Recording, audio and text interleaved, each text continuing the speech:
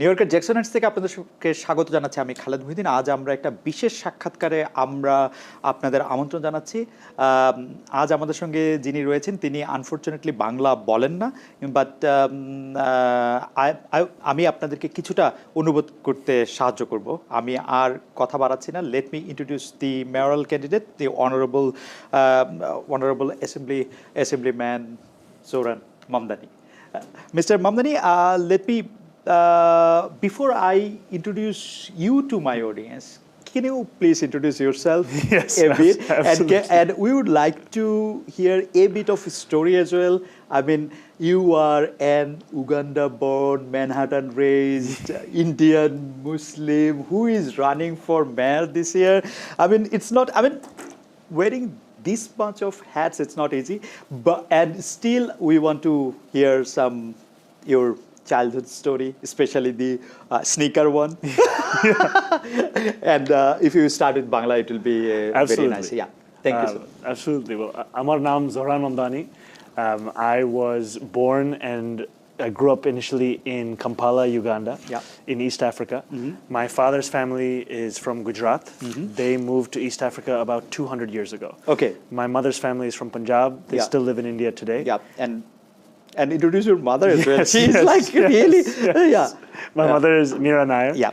She is an incredible film director, if I can say so myself. Yeah. And she raised me with the saying that if we don't tell our own stories, no one else will. Yeah. And so much of this campaign is about telling the stories of New Yorkers. And this is a city that is near and dear to my heart. I moved here when I was 7 years old. I grew up in Morningside Heights. Yeah. I went to high school at Bronx Science. I went to college in Maine. And when I came back to New York City, first I worked in local politics for a little while, working to help elect the first South Asian City Council member, the first Arab City Council member, and then I became a foreclosure prevention housing counselor. So I worked with low to moderate income homeowners in Jackson Heights and Richmond Hill across Queens at an organization called Chaya CDC to keep them in their homes. Yeah. For our audience, Mr. Mamdani is only 33. I mean, close to 34, right? Close to 34 years. But he's an achiever. I mean, he's a musician, a rapper, turned politician. And his stage name was Mr. Cardamom, right? Yes, it was. So he's many things. But let's come to some questions. Please. Like, your popularity is growing. I mean, you were facing a Democratic primary within 50 days? 44 days. 44 days, yeah. So your popularity is growing, but may I ask you, you are popular among us. Us means like, I'm not that young, but young, immigrant, liberal, and Muslim community. And may I say, not among billionaires. So my question is like the other New Yorker, I mean, who are not young, who are not immigrant, who are not liberal, who are like a bit rich, a bit. So they are your constituents too. I mean, what is your offer to them? They are like, You know, to be the mayor of New York City, you have to be the mayor for every New Yorker, not just the ones who support you. And this is a city of 8.5 million people. And they deserve to have a leader that looks at each of them as a constituent. And our campaign is about affordability. We are living in the most expensive city in the United States. It's the third most expensive city in the world. It's tied with Zurich. And even if you are a New Yorker like the one you described, older, not liberal, you are still feeling the pain of this affordability crisis. Even New Yorkers who make $200,000 a year, I hear from them about how expensive it is for them to go to the grocery store, how they used to be able to afford everything that they wanted, and now they're feeling their pockets start to be pinched. And ultimately, even if it's not affordability, you hear from many New Yorkers about quality of life. They want a cleaner city. They want a better run city. They want a city where they do not feel that sense of anxiety. So much of that comes back from a city government that is fully funded, a city government that has a mission to deliver a world-class city for a world-class people. And that is also at the core of our campaign. Yeah, I can see. I mean, I think for your age as a politician or the tenure you are in the politics, you are being most interviewed. I mean, the media is after you. So I know affordability is your middle name now. But but the thing is, some says, I mean, if your vision comes true, then the whole city will be bankrupt. I mean, there will be no. I mean, you are too good to be true. I mean, yes, I would tell my audience that's like you are campaigning for affordable housing, free public transit. Free buses. Free buses, childcare for free, corporate tax reform, community safety. But all those combined, actually, what do you think? I think for a long time, yeah. Politicians have told New Yorkers that to dream of anything more than today is unrealistic. We have asked New Yorkers to celebrate crumbs that can't even feed their family. My agenda, the core agenda, is about freezing the rent, making buses fast and free, delivering universal childcare. Freezing the rent does not cost any money from the city. It just limits the amount of an increase that can happen for rent-stabilized housing, 2 million tenants. Making buses fast and free has a cost of about $700 million. Okay. Universal childcare has a cost of, let's say, about $6 billion. This is significant money. But this has to be understood in the context of a city budget that has $115 billion every year. State budget has $252 billion every year.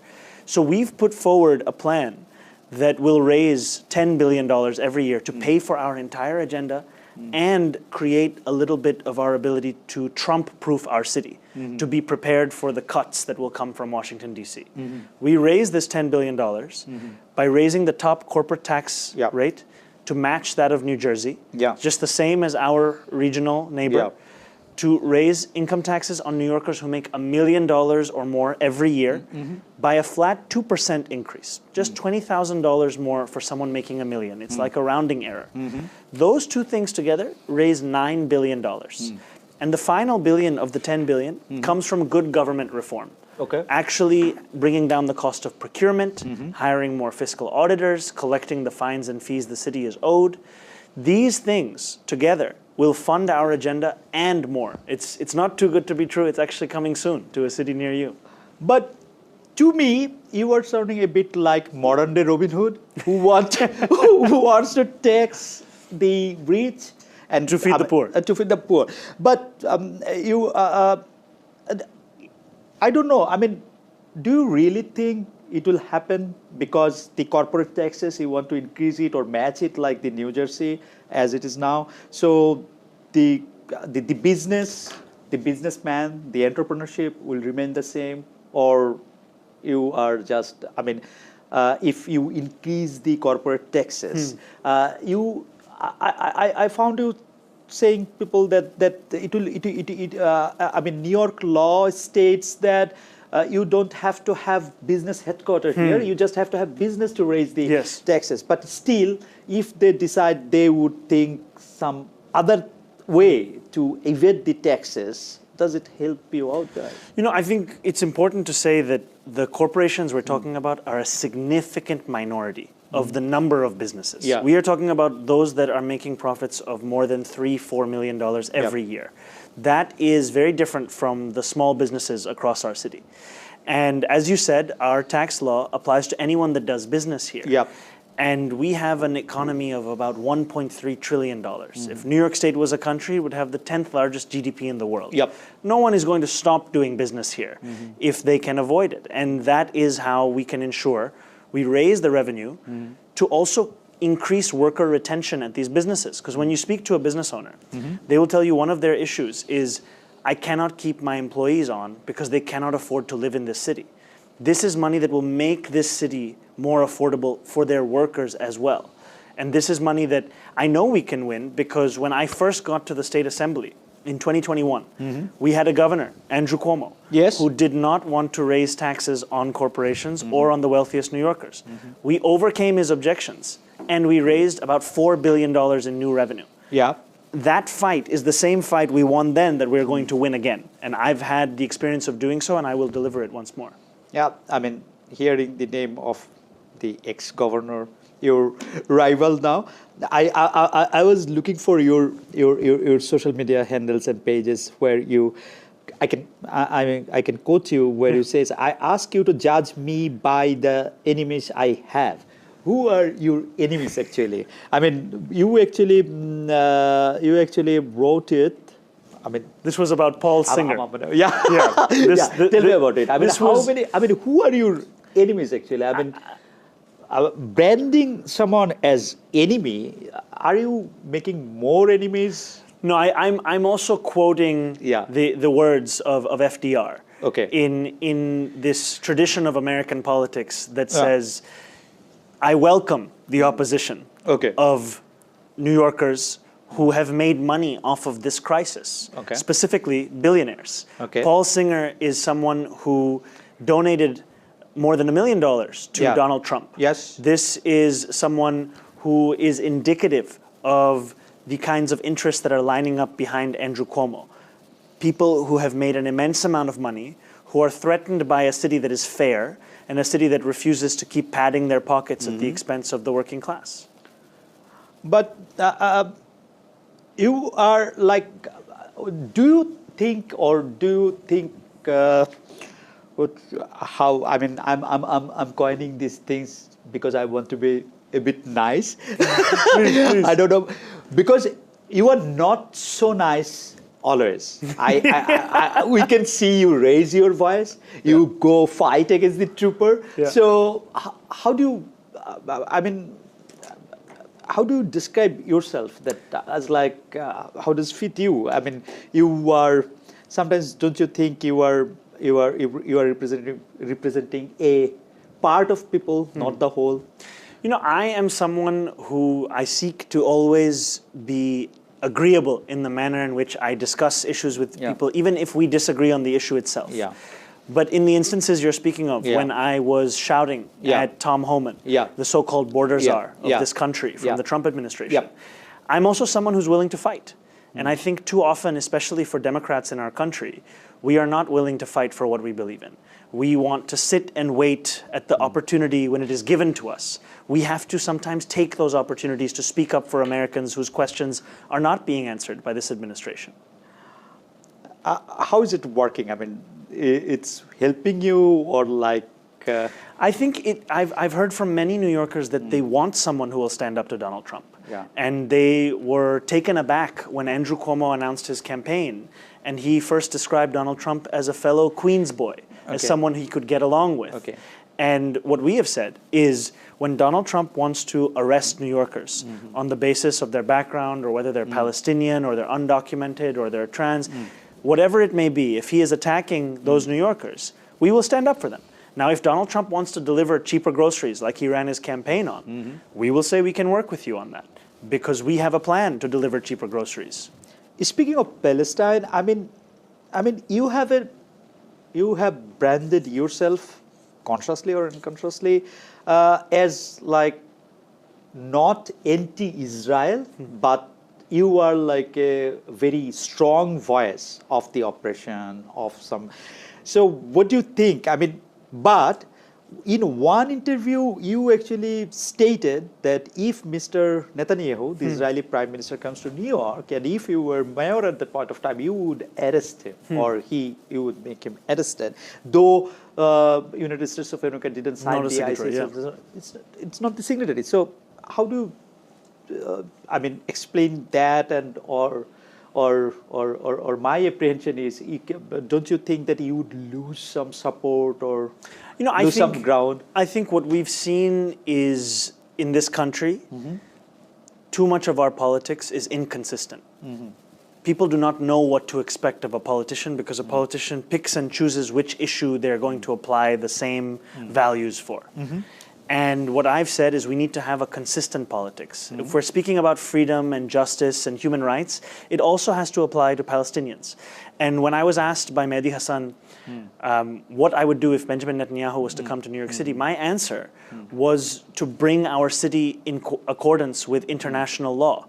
Benjamin Netanyahu is someone who is being charged by the International Criminal Court with genocide. Yeah, but United States of America is not. It's not a signatory. Yeah. But what we've seen in the past is you have mayors, you have local officials who have seen the contradictions in national law, and they have stepped forward to show the leadership that is missing. And what I would do is to show that same leadership. Because if it is enough for Canada to say that they would not allow Netanyahu to come, we cannot allow our nation to continue to be out of step with that law. And it takes leadership sometimes at the local level to show what it would look like to be in accordance. I mean, I actually heard saying you that only 50% of New York actually know you. The other 50% might not know you that much. But don't you think that your position, like against Mr. Netanyahu or pro-Muslim or pro-immigrants, actually the other 50% of the New Yorkers might not like you that much? You know, I'm confident because what we've found is whenever people start to learn about the campaign, they tend to support the campaign. Okay. We are in second place, as you said, with only 50% of New Yorkers knowing who we are. Now, thanks to the fact that we raised the $8 million, the maximum we can spend in the race, thanks to having raised it faster than any campaign in history, we have $7 million on hand for the campaign to advertise its message and to reach the other 50%. Also, that 50% that is yet to hear of us, many of whom are above the age of 50. And this is a message that we now need to share with every New Yorker of every age. And what I've actually heard is the message we have, whether it's about Muslims or immigrants or Palestinians, it's a message of equality. It's not a message of supremacy or a hierarchy. It's a message of equality and consistency. And that is something that resonates with many New Yorkers. Don't you think, as you are, I have started, like, you actually fight for what you are. You like the world as you are. I mean, for instance, a good-looking Arab, Indian, Colgate smiles politician who is liberal, who is young. But the world is different. And the New York is like the headquarter of the differences. So don't you think, I mean, you are popular among you? No, not everyone. I think there's not enough of me to be in second place. I think there are many more New Yorkers who support us because they see themselves in our policies. I'll give you an example. Yeah. Though I'm married, I do not have children. Okay. Still, our campaign has a focus on our children because we know that they are the future of our city. So we put forward a platform about transforming our schools, making them healthy and green, taking 500 schools and ensuring that they are up to code with HVAC, with solar panels on their roofs, with playgrounds that are not made of asphalt but are instead healthy and green. This is a focus, even though it's not a personal experience of mine, because I think we need a leader that looks beyond themselves, a leader that understands a New Yorker's concern must be their concern, and that, therefore, is part of our campaign. I mean, can I get back a little? I mean, can you explain me a bit democratic socialism to you? What is democratic socialism? To me, it is the belief that every person deserves to live a dignified life. Yeah. And it is the responsibility of government to ensure that they have that dignity. So what that means is in this city, you see, we have some things we agree we need for a dignified life. We believe we need public education, K through 12, public transit, libraries, sanitation, fire department. But there are other things that we know are just as necessary. But we say it's okay if somebody is priced out of it. Okay. If we're talking about housing, or food, or internet, these are all things we know are just as important to a life in a modern New York City. But some people can afford it, some people can't afford it. Okay. My vision is for a New York City where every New Yorker has the basics that they need, that they can't be priced out of those things. They have them as the foundation of their life. I mean, in Mayor Mamdani's city, I apprehend somebody can apprehend like that. There will be, everybody will be equal, but someone will be more equal than others. No. It's a very good reference. You and I will be more equal than the rest of us. Because we are immigrant, because we are... In my city, it will be one that looks at each and every New Yorker as being deserving of the same rights, of the same recognition, the same respect of their city. And it's a city that will look to raise the floor for what life is like in this city, that will ensure people can afford to live here. But it's also a city where our small businesses are flourishing, where our industries are one where workers can afford to stay and be a part of them. And in the next weeks, we're going to be putting out a proposal for how we can make it easier to start a small business, to actually continue to be in business. Because too often city government has a complex web of regulations and applications and fees that make it too difficult to thrive here. I think you remember last time we met, it's like the election time. Yes. And the November, the presidential election. So for the first time, and I was surprised, I was listening to your analysis, like when when the result was being declared, the result was coming out from everywhere, especially from New York. You see, for the first time, Mr. Trump or the Republican Party gets more votes than like last time they get so much of votes in 1988. So don't you think people of New York, the New Yorker, now a bit rightist or thinking someone like Trump-like person, then a Mamdani-like person who is like leftist, a bit immigrant-friendly, a voice for the poor. Don't you think they want a bit a rightist? I think what New Yorkers want is change. And as you said, in the country of the United States, the state with the largest swing towards Trump was New York, 11.5%. And when we saw where that swing happened, it was far from the caricature of Trump voters. It was in the hearts of immigrant New York City. Fordham Road in the Bronx, Hillside Avenue in Queens. I went there to speak to those New Yorkers. And when I asked them, how did you vote for and why? I heard many say, either I did not vote or I voted for Trump, and I did so because I remember having more money in my pocket 4 years ago. These were voters who were struggling to survive and who saw one campaign, as insincere and ridiculous and horrific as we know Trump to be, they saw one campaign speaking to that affordability crisis, speaking to that deep desire for change, and speaking to the struggle that they were living through. And it is a lesson for us as Democrats that if we do not address the difficulties that working people are facing, another party will exploit those same difficulties. And as you said, about 100,000 more New Yorkers voted for Trump than in the last election. But more than 5 times as many, more than 500,000 didn't vote at all. And to me, that's a story of people who don't see themselves in politics. They think of politics as a compromise that has little relevance to their life. Our campaign is offering them a politics that votes for something. And we believe those same voters who voted for Trump, when I told them I'm running to freeze the rent, to make buses fast and free, to deliver universal childcare, they said, I'll vote for you too. Okay, we are like, thank you so much for your time. This is my last question. Please. I want to finish with what's something about you that most people actually do not know? Is there anything? Oh, something about me that most people don't know. Yeah, because you are a good singer, we know. Something about me most people don't know is my middle name.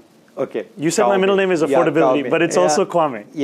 And Kwame is a middle name my father gave me. He gave me this name, naming me after Kwame Nkrumah, the first Prime Minister of Ghana. And he gave me that name to remind me that the struggle we have is a struggle for everyone. It's a struggle that cannot just be for yourself, not just be people who hold your same identities, but everyone who is going through this life and this difficulty. All of them deserve dignity. Mr. Mamdani, I wish all your success. Thank you. And I want to see you as the top candidate, at least in the month of June, and the top fight. Thank you. And I wish you all the best. Can you say onek dhanyabad to our guest in Bangla? You have to say it slower for me. Onek dhanyabad. Onek dhanyabad. Thank you so much, Mr. Mamdani. দর্শক এই ছিল আমরা mister মামদানিকে শুনলাম। আমরা আশা করব যে আমরা এই নিউ ইয়র্কের এবং মার্কিন যুক্তরাষ্ট্রের আরও এরকম রাজনীতিবিদদের আপনাদের সঙ্গে পরিচয় করে দিতে আপনাদেরকে অনেক অনেক অনেক ধন্যবাদ। Thank you so much. Thank you.